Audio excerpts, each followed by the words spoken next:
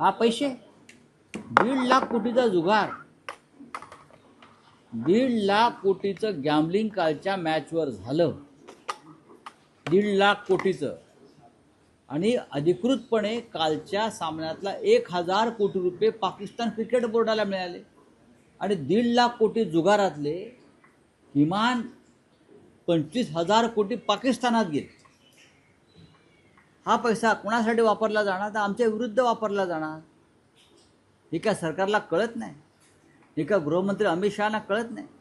हे काय जय शहाना कळत नाही? हे भारतीय क्रिकेट बोर्डाला कळत नाही? सुनील गावस्कर यांनी काल सांगितलं.